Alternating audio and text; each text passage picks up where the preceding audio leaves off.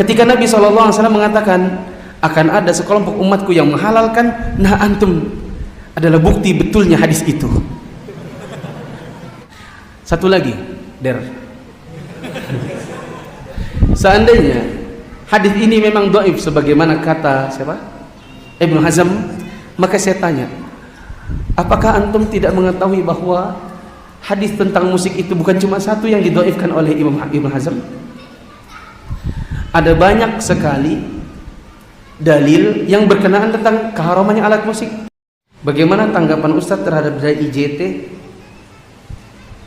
yang mengajak debat terbuka seluruh dai yang mengharamkan musik? Saya sudah simak video tantangan debat tersebut. Saya katakan percuma dan buang waktu untuk meladeni, karena di bagian ujungnya sudah ada kata-kata begini: seandainya tidak ada ulama yang menghalalkannya, maka saya akan rujuk. Tapi kalau seandainya ada yang menghalalkannya, maka kita harus menghormati. Kalau gitu selesai. Tidak perlu debat. Kenapa? Memang musik ada yang menghalalkan. Siapa? Ibnu Hazm. Tapi kita harus lihat Ibnu Hazm menghalalkannya kenapa? Apakah Ibnu Hazm dalil? Jawabannya bukan. Ulama itu bukan dalil. Dalil itu adalah Al-Quran dan Sunnah yang dibawakan si ulama. Ibnu Hazm sebagaimana disebutkan para ulama dalam masalah musik, inilah kesalahan beliau yang dimanfaatkan oleh dai-dai model dia yang senang dengan musik. Antum mau menghalalkan musik, silakan. Saya mengharamkan musik dengan apa yang saya yakini dari ilmu. Saya cuma beritahu bahwa itu haram dengan dalil. Kalau membantah, ya udah. Nanti kan di hari kiamat Anda akan bertanggung jawab atas apa yang Anda lakukan. Kami pun akan bertanggung jawab atas apa yang kami sebutkan. Saya nggak maksa kok. Saya bilang musik haram. Dalilnya hadis Nabi SAW dari Bukhari, riwayat Bukhari.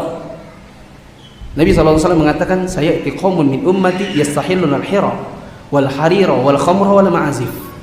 Akan ada sekelompok umatku muslim juga yang menghalalkan 4 yang haram: zina, sutra bagi laki-laki, khamar, dan alat musik. Ketika Nabi SAW mengatakan akan ada sekelompok umatku yang menghalalkan, nah antum adalah bukti betulnya hadis itu. Kalau antum mengatakan Ibnu Hazm bolehkan, maka saya jawab Ibnu Hazm mengalami zallah, tergelincir di dalam masalah ini. Beliau zallah karena menghukumi hadisnya hadis dhaif, karena menganggap Al-Imam Al-Bukhari tidak mendengar perkataan ini dari gurunya, yaitu Hisham bin Ammar. Dan yang benar sebagaimana disebutkan banyak ulama bahwa Hisham bin Ammar guru langsungnya Imam Bukhari. Dan Imam Bukhari menyebutkan hadis ini dengan kata qala Hisham, bukan qila, bukan dikatakan, tapi mengatakan, menunjukkan bahwa beliau mendengar langsung dengan telinganya, bukan cuma sekedar mendengar katanya. Satu lagi, seandainya hadis ini memang dhaif sebagaimana kata siapa? Ibnu Hazm, maka saya tanya, apakah antum tidak mengetahui bahwa hadis tentang musik itu bukan cuma satu yang didhaifkan oleh Imam Ibnu Hazm? Ada banyak sekali dalil yang berkenaan tentang keharamannya alat musik. Taruhlah yang diriwayatkan Imam Bukhari tadi dhaif, maka ketahuilah ada banyak hadis yang lain yang menyebutkan tentang keharamannya dan hadisnya sahih. Misalnya riwayat Tirmidzi, Nabi SAW mengatakan, sayati fi ummati qadhfun wa maskhun. Nabi SAW mengatakan akan datang di kalangan umatku,